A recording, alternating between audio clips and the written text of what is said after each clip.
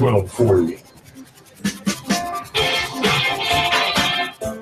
Bonjour, je m'appelle Russell Stroud. Today we're going to be talking... I can't do that. This is Digital Drive here on Hot News Talk Radio, AM 1240, and we're always here at hotnewstalkradio.com as well. New exciting technological scientific advancements have come out just recently, and it's so exciting that I cannot wait to talk about it. I really can't. It's the EM drive. If you've not heard about the EM drive, I hadn't either until just recently. What it is it's an enigma. I don't know what it does. And that's the fun part about it, is I have no idea what this thing does. I know that it puts out thrust, and that's the fun thing. It puts out thrust, but I don't know how. Engineer Roger Shawyer's controversial EM drive thruster jets back into relevancy this week, according to Digital Trends, as a team of researchers at NASA's EagleWorks laboratories recently completed yet another round of testing on the seemingly impossible tech, although no official peer-reviewed lab paper has been published yet, and NASA institutes strict press releases restrictions on the EagleWorks labs these days. The engineer Paul March took to NASA's Spaceflight Forum to explain the group's findings. In essence, by utilizing an improved experimental procedure, the team managed to mitigate some of the errors from prior tests, yet still found signals of unexplained thrusts. So there's this new drive that's been put out, which is somehow putting out thrust, which no one can really understand. Thrust, of course, is kind of what makes you go up in a rocket. It's what generates lift. You need thrust to generate lift, and with this new EM drive, we're actually managing to generate thrust. And again, I don't know exactly how it works. It's rather frightening. So this is flying in the face of traditional laws of physics. The EM drive is making the use of a magnetron and microwaves to create a propellantless propulsion system. By pushing microwaves into a closed truncated cone and the back towards a small end of said cone, the drive creates the momentum and force necessary to propel a craft forward. Because the system is a reactionless drive, it goes against humankind's fundamental comprehension of physics, hence its controversial nature. That's the thing. This has no fuel. I mean, it has fuel, but we don't know where it comes from. That's the scary thing about this drive, is that it doesn't, like, we don't know where the fuel is coming from. It's supposed that it might actually be altering, sort of pushing space, basically. It's sort of warping space in the similar idea of a warp drive. That might actually be how it's working. Now, I'm not a physicist by any stretch of the imagination. I am not a physicist. My math skills are, saying my math skills are subpar would be the biggest understatement you could have ever made. That's like saying the German army in 1914 is rather impressive, isn't it? That's such an understatement. My math skills are terrible. I forgot how many days there were in a week the other day. So my math is, I'm not a numbers person. I don't do my own accounting, thank goodness, because the IRS would have thrown me in jail a long time ago. Bad with numbers. So physics is not my foray. That's why we have calculators. But this drive does not seem to have any sort of fuel. I do understand, thermodynamics and how you can't create a perpetual motion machine and all these sorts of things, and you have to have a fuel in order to expend energy. You have to have a source of energy to gain energy expulsion. All these sorts of things are very necessary. And yet somehow we are generating thrust, and I don't know how it's working. And it seems that a lot of people are at a loss for words. Even physicists are at a loss for words. So at least I know that I'm not alone here. If you look at the thing, and I'll show you a photo, by the way, if you are watching on YouTube, go to YouTube and search for Hot News Talk Radio, and you can see the live stream. I'll hold up a photo of the thing. You can see it right there. It looks like a brass bell sort of turned on its side. And it looks to be made out of brass or bronze or copper. I'm not sure which. And it's a very bizarre mechanism. So on the NASA Spaceflight forums, March revealed as much as he could about the advancements that have been made with the EM drive and its relative technology.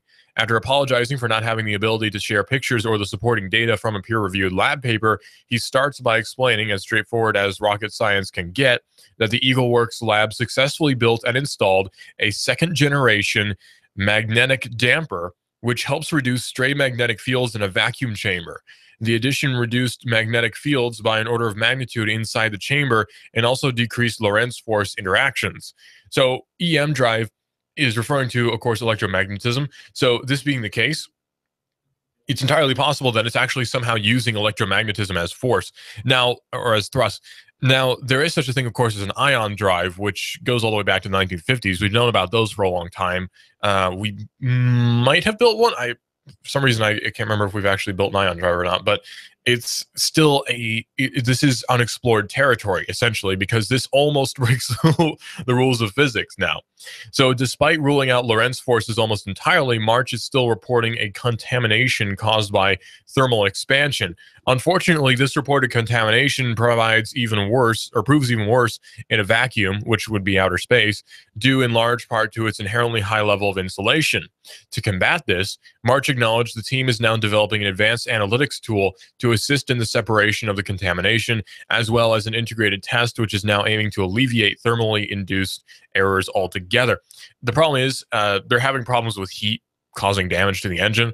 So that being the case, that's hard to alleviate because it has to be well insulated. But because it's well insulated, it's generating a lot of heat, or heat that's being generated is staying there. So it leads to a problem because now it's burning itself up, and they're like, well, we need to insulate it, but it's burning itself up. So what do we do? While these advancements and additions are no doubt a boon for continued research of the M drive, the fact that the machine still produced what March is calling anomalous thrust signals is by far the test's single biggest discovery. The reason why this thrust exists still confounds even the biggest rockets or brightest rocket scientists in the world, but the recurring phenomenon of direction-based momentum does make the EM drive appear less of a combination of errors and more like a legitimate answer to interstellar travel. So this means now that potentially we don't have to worry about fuel, essentially. I mean, if this gets energy out of nowhere, which it seems to, then that means we don't have to worry about fuel, which means that frees up huge amounts of space for other things other than fuel, because fuel on a rocket takes up a whole heck of a lot of space. If we're talking about solid oxygen rocket fuels for rocket boosters, yeah, that takes up a lot of space. So if you don't have to worry about fuel suddenly, that's kind of a big deal. If you suddenly do not have to worry about storage space for fuel, then that frees up a lot of ability to do a lot of other things. And this technology could lead to torches using the same technology, potentially. We could see this technology being used for other applications here on Earth as well.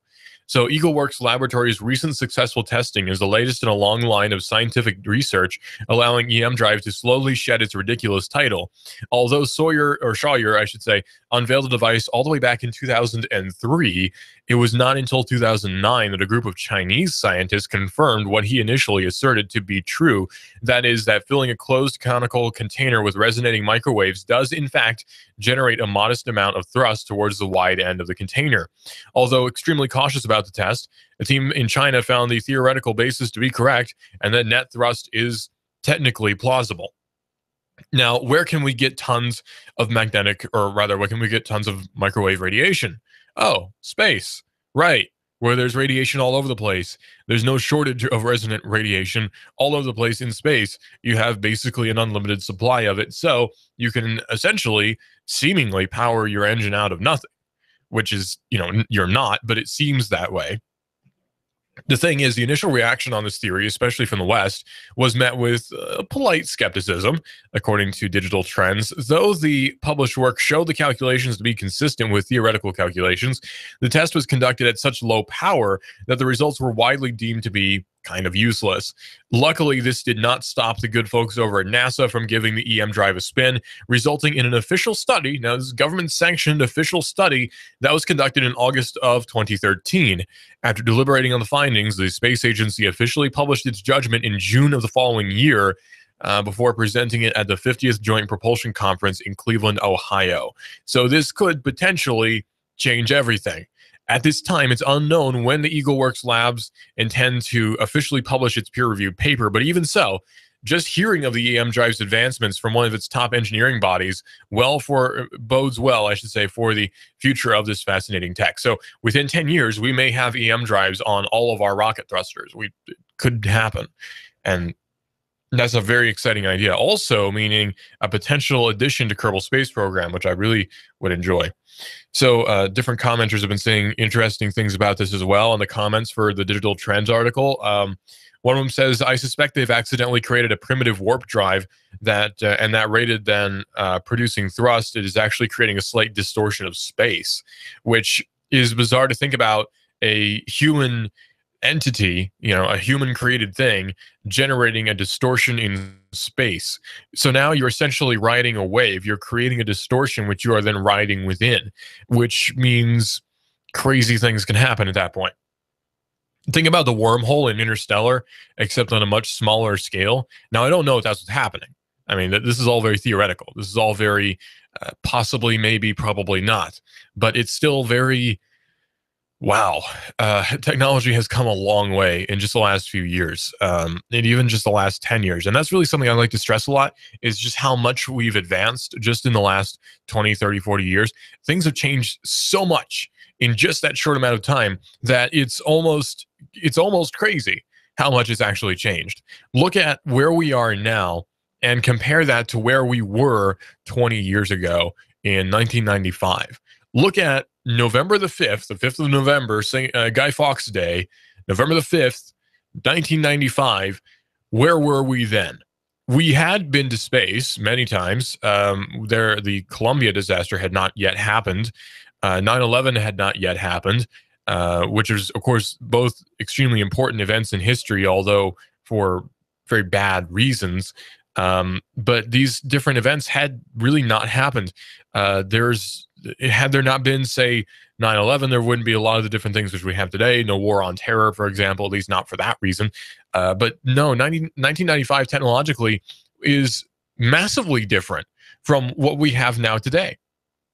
And that's just 20 years. So what's 2035 going to look like 20 years from now? We don't know, because it could be so drastically different that there's just no way to say. And that's the interesting thing about it. That's kind of the frightening thing about it. In 2035, I will be 40. So I'll have turned 40 years old by the year 2035, and I'll be really interested to see how different things really are by then. By the time I'm middle-aged, I wonder how different things will be. Probably I'll have no hair, and I'll be living in a world where we're constantly traveling in space for leisure purposes, because in 20 years, things can change so drastically. Computers will be scaled down to nanoscale and who knows what else. And it's just very exciting. It's all very exciting to see how far we will be coming in just 20 years. Now, there's a lot of speculation you can make. Like in the 60s, they said by the year 2000, we'll have flying cars. That was impractical. It was impractical then. It's impractical now. It was kind of a silly assessment anyway to say, yeah, we'll have flying cars, because no one thought about the regulatory issue that would be caused by that. Nobody thought that, well, maybe the FAA will have something to say about that. For some reason, nobody considered that, I guess. I don't know.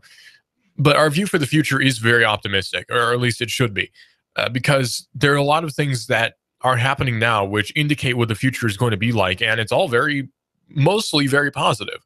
I mean, yeah, maybe we'll have Bernie Sanders for president in 2016. That's not so great, but that's only 4 years. And plus, the president doesn't have that much power anyway. So the president really only has power. I think the best power that the president has, the most important one that the president has, is changing public opinion on different issues. That's really the big power, because the public contains pretty much all the power in the world when it comes to politics. If everyone in the public suddenly had a political opinion, our political system would be completely different than the way it is now. If you look at these different studies and different polls which have been done on high school campuses, I saw this funny video from about 10 years ago on a college camp. No, it couldn't have been. It was from 2012, pardon. This video I saw is this guy at a high school going around asking different high school kids questions, and they could not answer most of them. Like, what's the capital of the United States? And they said, oh, it's Washington, D.C. Okay, cool. What's the capital of Washington State? And they said, Seattle. Now, I don't know what the capital, or I didn't at the time know what the capital of Washington State was. I know now that it's Olympia, but these kids were actually in a Seattle school. So they should know what the capital of Washington is. Like, I live in Georgia. And I happen to know that Atlanta is the capital of Georgia, has been for 200 something years, and probably will be for another 200 something years. Atlanta is also a very dangerous, but yet very cool city. Keon and I were actually joking about Atlanta. He does a show here on How News Talk Radio, Clutch with Keon Rose. He and I were actually talking about Atlanta and how it's both the best and the worst city, honestly, because Atlanta is like, on the one hand, it's a great city because there's so much cool stuff happening. And on the other hand, it's like the worst city because people are always getting shot. So Atlanta's one of those cities where you're like, that's great, but it's terrible. Like, man, it's great, but it's really awful. So, man, I don't know. Atlanta's such an enigma of a city. I love it. I really do. I'm proud to be Georgian when I go to Atlanta, and also very ashamed at the same time. No, but yeah, it's funny because I know what the capital of Georgia is. And you would think that if you live in a state, you know what the capital of your particular state is, but it seems like kids are not being very well educated on these things. And it's really not their fault, the kids, I mean. I don't think that it's very much the kids' fault. It's just a lack of education. There's lots of schooling, lots of indoctrination, but there's not a whole lot of education going on in the present day. And that's probably been the case for forever, but it's very much come into public view now because the internet has put everything into public view. And again, that's not a bad thing. It just is what it is. But it's funny how we think that this is the worst generation ever. It's really not. This is by easily not the worst generation ever. I don't know if there actually is a worst generation ever, honestly. My generation is the generation that's got to fix everything the baby boomers screwed up, honestly. But we can rag on baby boomers all day. I'm not going to do that. And it's not like, again, we blame my generation loves to blame baby boomers for everything. I think that's cheap because baby boomers are a generation. You can't blame a generation for anything. It's a generation. That's a huge demographic. We're talking billions of people. You can't blame billions of people for anything because someone's got a different motive. Someone's done something differently. You can't blame a whole generation. Just as you can't blame millennials for making the U.S. terrible because we didn't. Maybe we've contributed, sure, but I haven't. I don't think. I haven't really contributed much of anything, actually, to the U.S. system. I see no reason to. Maybe that's why I'm ruining the country, though, because I don't want to go to the military and I don't vote. Maybe that's why I'm ruining everything. I don't know. Somehow my lack of contribution to the public system is what's making my generation the worst. But, I mean, that's not a new concept at all. In fact, most people don't vote and most people haven't voted. So that can't be it. So what makes my generation the worst? I don't know. I guess because we're on devices all the time, or we're seemingly lazy, or we don't get jobs. Except, the market's kind of terrible, so it's hard to get a good job these days. I struck out here. I mean, I struck a home run. I'm terrible at sports. I struck a home run here, honestly. I mean, I'm very blessed to be where I am. But had I not had talent for radio, I would probably not be here. I definitely wouldn't be here. And I'd probably be working minimum wage somewhere because I don't have talent for anything else. So if I didn't have the talent for radio, yeah, I think I'm a smart guy, but I wouldn't be working, some upper class job, white collar. That's not me. It ain't me. So I wouldn't be doing that. So I would be just like all the other kids in my generation. I'd be working minimum wage McDonald's or Walmart or whatever, or just above minimum wage Chick-fil-A probably. And that just puts me in the same category as most of the other people my age. So it's not that our generation really is the worst. It's just the economy is terrible. Our situation is terrible. Our situation is actually really awful. And again, it's not fair to beat up on the boomers or the greatest generation or Generation X or my generation, the millennials. It's not fair to beat up on a generation. That's just stupid. But it is fair to point out that in previous generations, people have voted pretty bad things in, from my perspective anyway. And that's just my perspective. Now, I'm not going to hold myself to that label of millennial and say, well, I'm a millennial and I do this, because I'm not. I mean, I am a millennial, sure, by label, but I don't like to assign labels to myself, which would hinder my growth. There are sometimes occasions where labels are very useful, sure. Like I can say that I tend to be rather liberty-minded. Yeah, I tend to be rather anarchistic. I don't like states. I don't like governments. I don't like any sort of state system. I don't believe in rulers over anyone else because supposedly we're all created equal here, right? So why should there be anyone who is above anyone else? So I'm anarchistic. An means anti, essentially, and archistic would be an archy, meaning a ruler.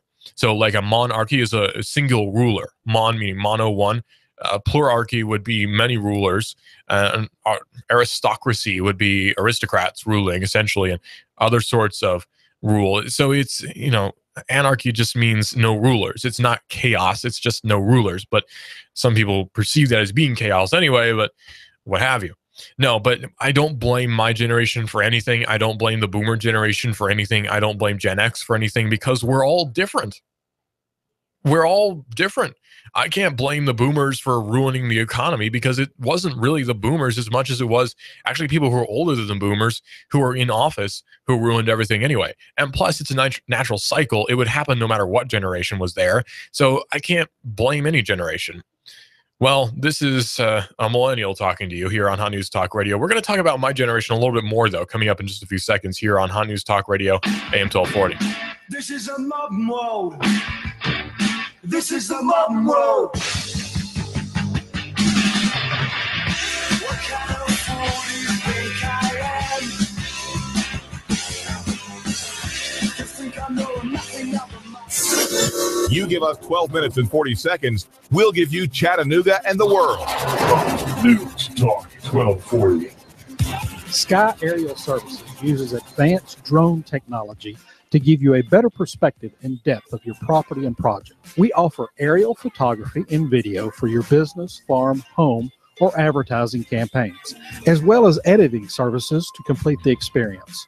Call us at 423-521-0284 and see how we can help you tell your story about your business, property, or project. We work with real estate professionals, both commercial and residential, developers, engineer inspectors, surveyors, ad agencies, auto and boat dealers, mapping services, insurance inspectors, corporate marketing, charity events, weddings, and photographers.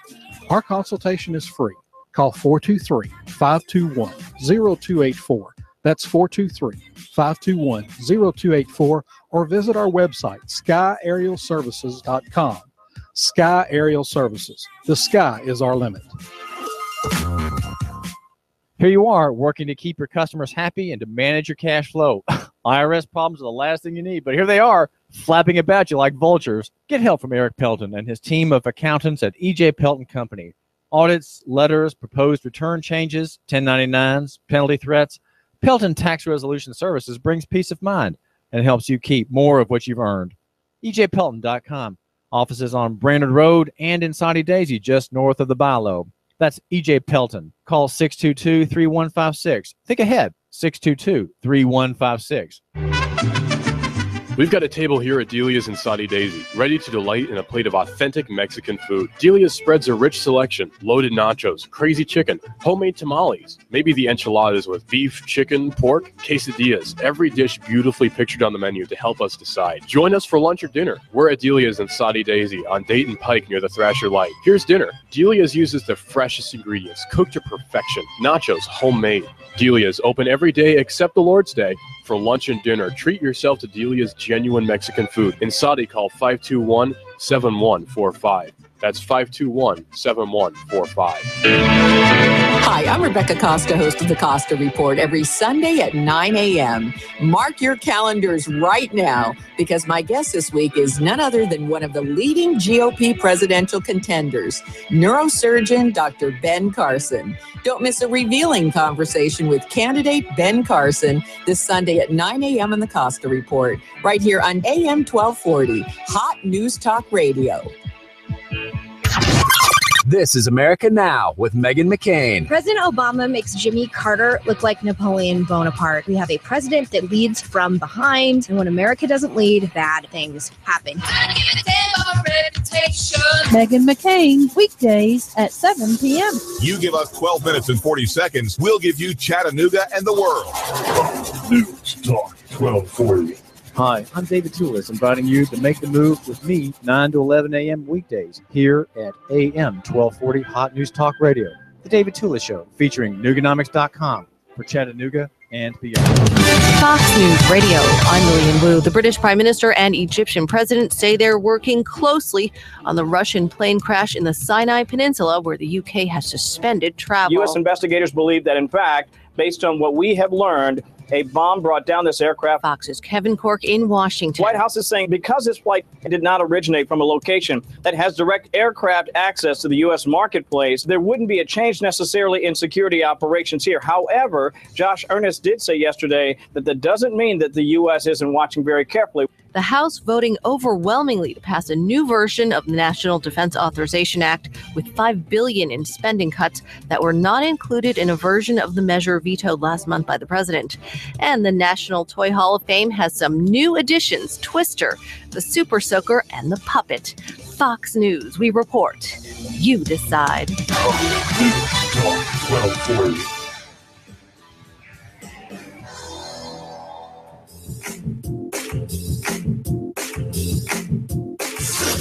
You give us 12 minutes and 40 seconds, we'll give you Chattanooga and the world. Fox News Talk 1240.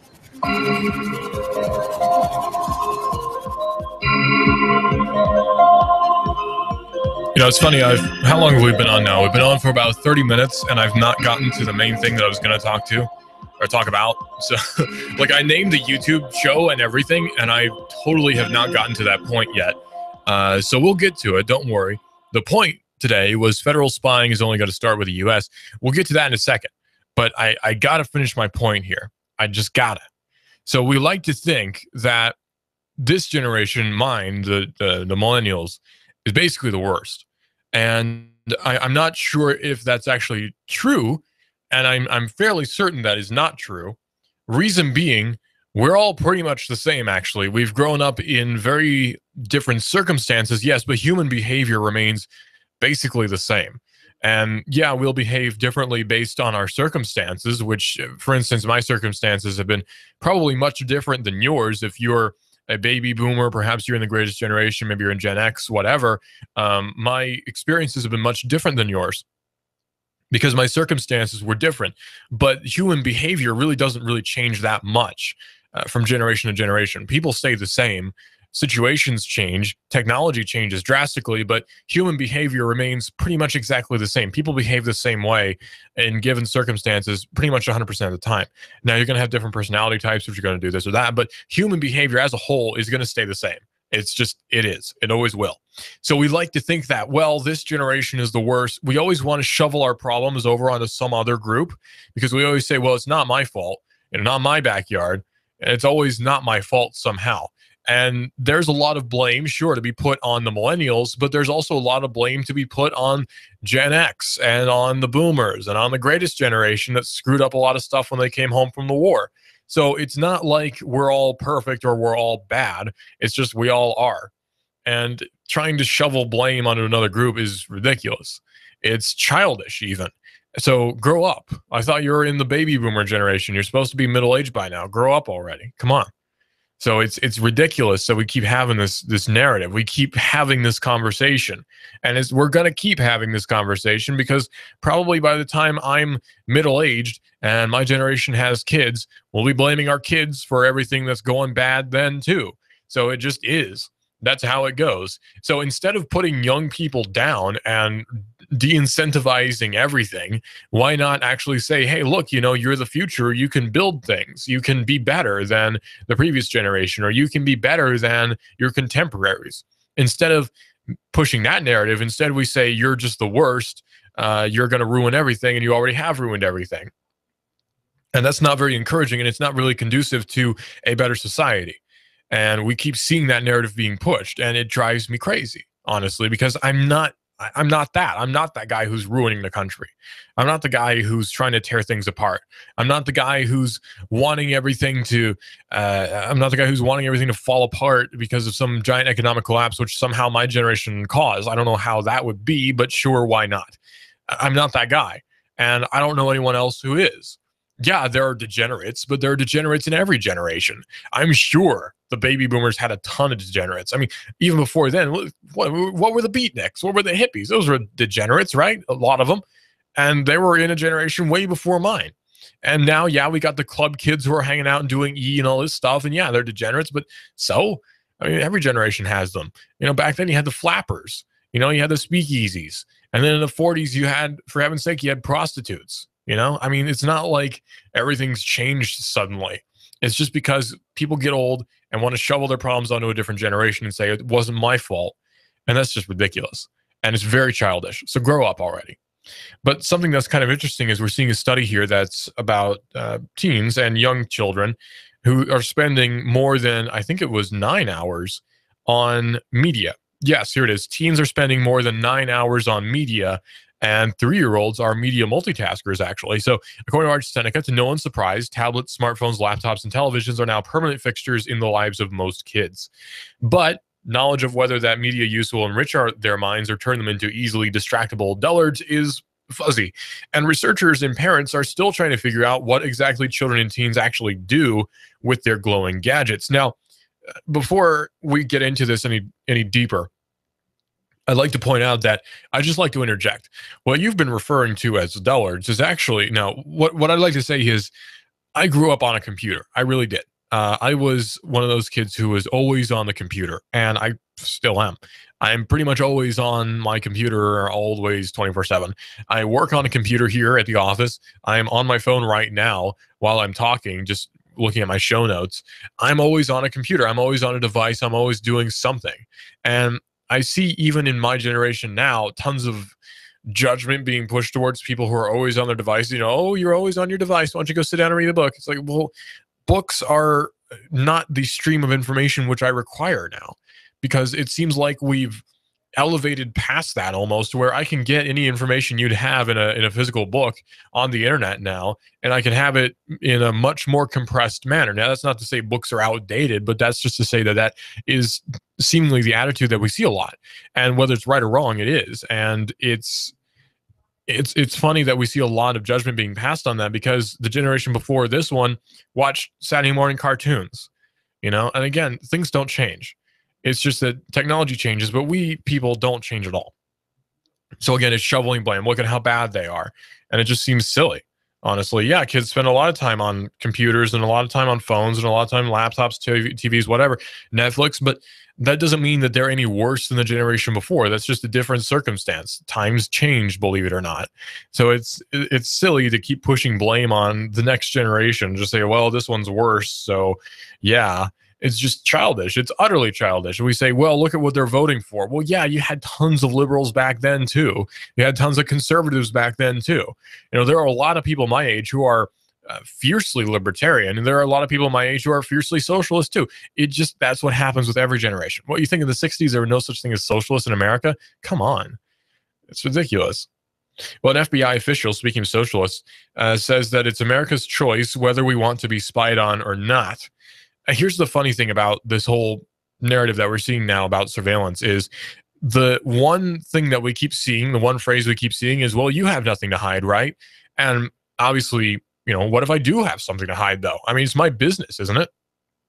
What if actually I have something to hide?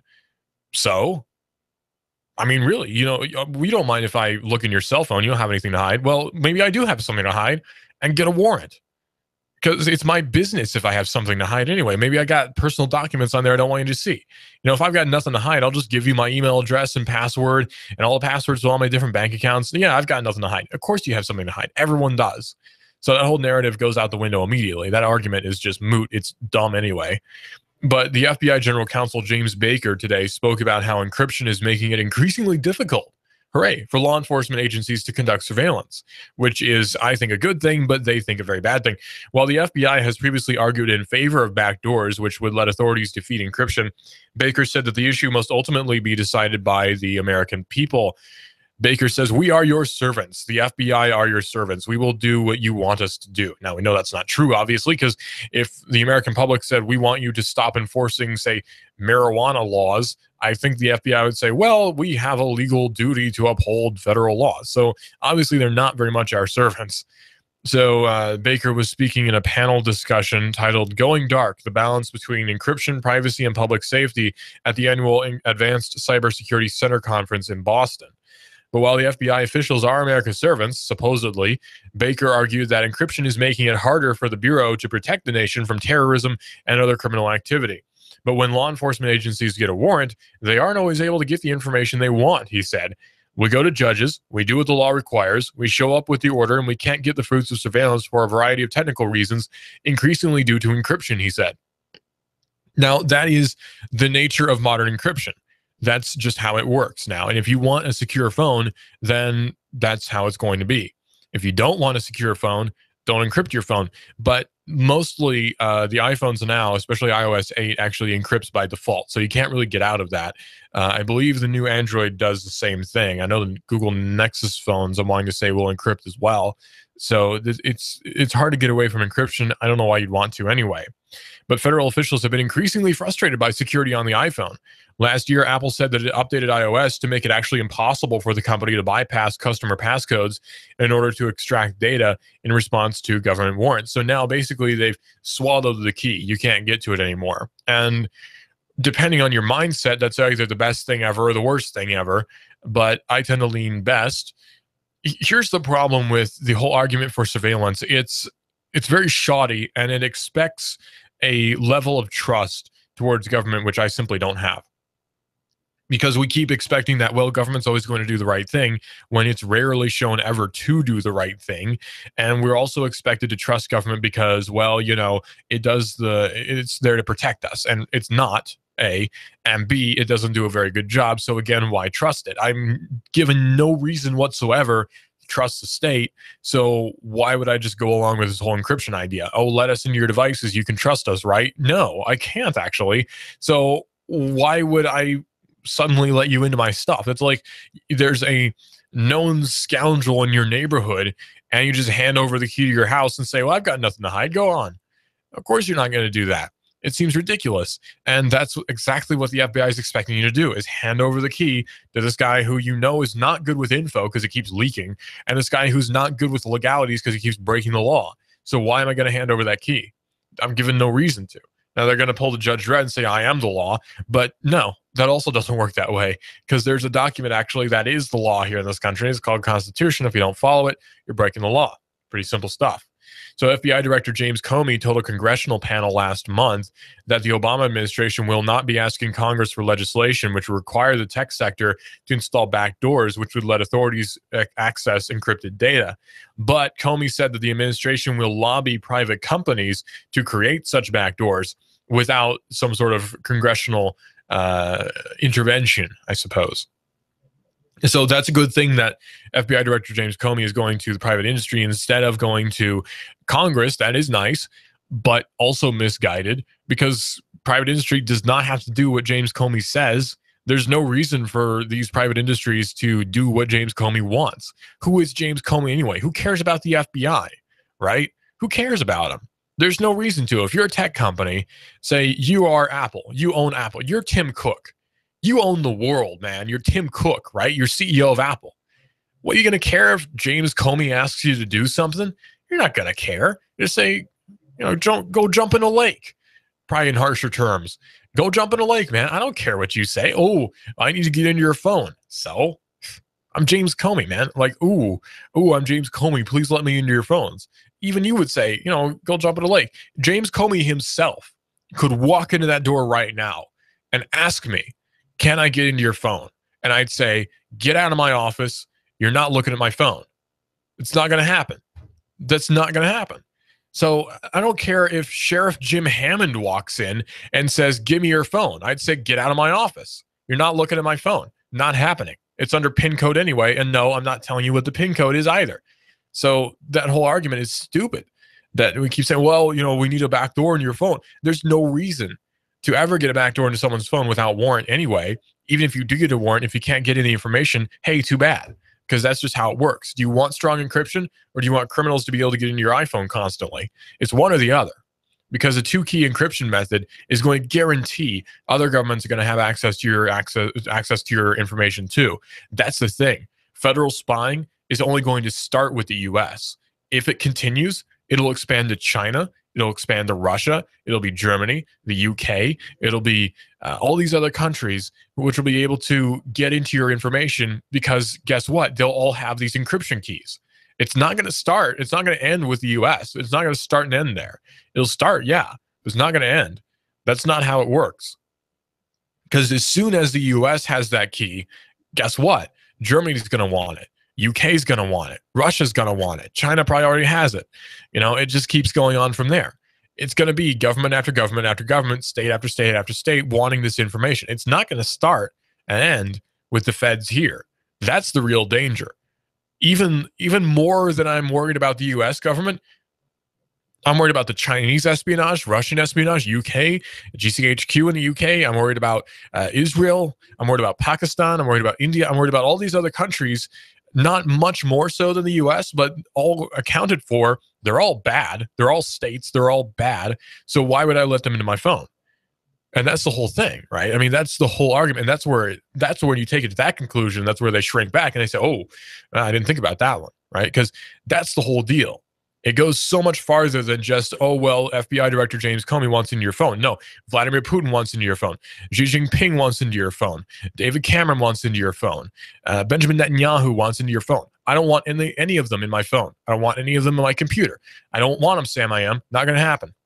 So that's the whole problem. It's not just a national problem. It's an international problem. Probably UN's going to want keys. NATO, BRICS, all these different institutions are going to want encryption keys. It's not going to end with the U.S., and that's the problem. That's one of the problems. So Baker said today that it's important to balance all the different concerns. That includes the data security and constitutional rights of ordinary citizens, the ability of American companies to be competitive in a global marketplace, and law enforcement's ability to monitor terrorists. Ooh, that buzzword, terrorists. I'd love to know which terrorists they'd like to monitor, but if you ask them that question, they say that's classified because of national security. Just like the TSA. Ask the TSA, how many terrorists have you caught today? None. Surprise, surprise. There are many ways to think about the going dark problem, Baker said. At the most fundamental level, it really is about the relationship between the people and the government, or people and the government, in particular when it relates to surveillance by the government of the people, and under what set of circumstances do the people want that to happen. What do you want us to do, and what risks are you willing to take on all sides of the equation? Now, the problem with this also is, again, the government is our employees. People who work in government are our employees. Well, that's fun. They are our employees. And so would you let your employees spy on you? If you're CEO of some company, would you let all of your employees spy on you? Probably not. You'd be offended at the idea. So why then should I let my employees spy on me? My taxes I don't pay taxes that much, but hey, I pay sales tax, gas tax, who knows what other taxes I pay, I don't even know. And so that money, I'm contributing to the system. I'm paying for these different services. So my money's going into it. These people I'm paying to work for me, why would I let them spy on me? That seems utterly ridiculous, because it is utterly ridiculous when you put it on those terms. If you think of it as, well, there are rulers, they're not our rulers. They're never meant to be our rulers. FBI does not have authority over you. It doesn't work that way. We keep wanting it to work that way because we want to be ruled. We've created a society where we want to be ruled. And that's another big problem we have, where people are begging to be subservient to someone else. We've created this sick bondage system where people want to be subservient to a government. That's why we keep seeing people clamoring for strong president. I want a strong leader. I want a strong leader. Oh, we need a strong U.S. We need a strong government. Ridiculous. Because it's begging for a lawyer. Begging for a ruler, begging for lawyers too. Hey, why not? Begging for rulers at that point. You're just asking for it. And everyone seems to be asking for it. Everyone in the voting populace anyway, because you got people saying, oh, we need a strong leader, vote for Trump. Oh, we need a strong military, vote for Graham. Oh, we need strong government in terms of handing out things, vote for Sanders. Oh, we need lots of accountability possibly in government. Oh, we need more people who are involved in the feds and in the military to be in government. Oh, vote for Hillary Clinton. All these different people, they're all going to end up at the same result, which is yet another stronger government, more rule. Why do you want to be ruled over? Why do you want people telling you what to do? And the thing is too, probably you, the listener, you don't want people telling you what to do, but you want people to tell other people what to do. So as long as it's not you, again, throwing it to someone else, as long as it's not you, it's okay, because you say, well, just don't break the law. Good luck. Try not breaking the law. It's not easy. There's so many laws now. You download an MP3 on the internet, you broke the law. You spat on the highway, you broke the law. You walk down the street at the wrong time if you're under 18 and ringled, you broke the law. Good luck not breaking the law. What law anyway? People keep clamoring. They keep yelling, rule of law, rule of law. Which law? Because there's about 50 million of them. Which one do you want to rule you? Which one? Come on. I mean, really.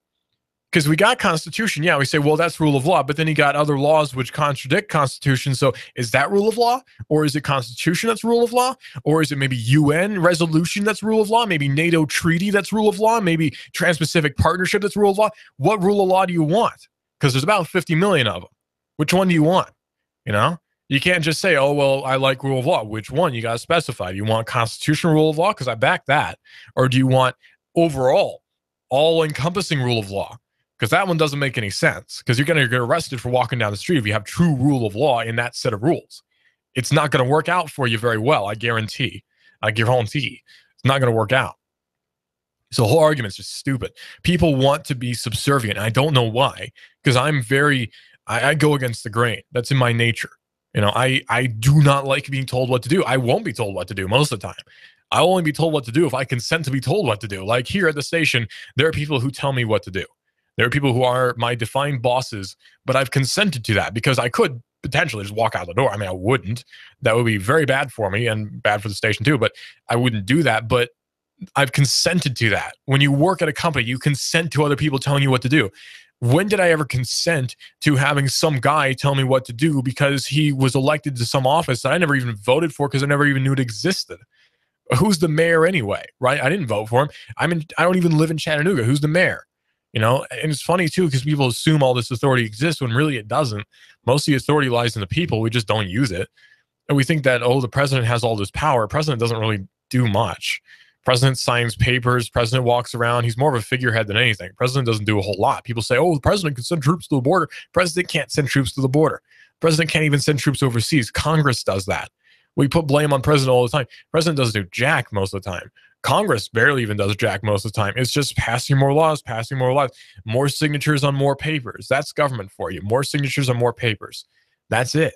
You know, and there's that illusion of control too, where there's this implied threat in everything regarding government. Think about this. You decide to stop paying taxes because it's your money anyway, right? I mean, it's your money. You decide to stop paying taxes. So you get a letter in the mail. And in that letter, you know, it appears that you have failed to pay this amount. You are now owing this amount to the IRS. Please send this amount in a check endorsed to yada yada, or in legal tender currency. Send it to this address, or come to our office and we'll talk to you. Call this number. We'll talk to you, blah, blah, blah. Okay, so you don't do it. You ignore it. And maybe you throw it away by accident. You didn't even know it was there. So you get another one, and another one, and another one. And eventually you get foreclosure notices. Then you start to get notices about seizures and liens and all sorts of other things. And eventually, at some point, if you cease to do this, at some point, someone's going to break in your house with a gun and arrest you. Or someone at your door with a gun, again, is going to knock on your door and say, hey, come with me. And if you don't, I'll shoot you. Because that is how it is. That's that force that's in everything that regards state. It has to be for state to function. The state needs people to shoot people in order to function, or at least to threaten to shoot people in order to function. So the state that we live in every state, is based on violence. So do you want peace, or do you want a state based on violence? Because you can't have peace if you have state like we do. It does not work. So you can say, oh, I like peace, but you can't. There are people who are shouting, peace, peace. There can be no peace if they keep acting this way. It does not work that way. It's ridiculous that we keep having people who are saying, oh, I want to be subservient. I want to do this. I want to do that. It doesn't work that way.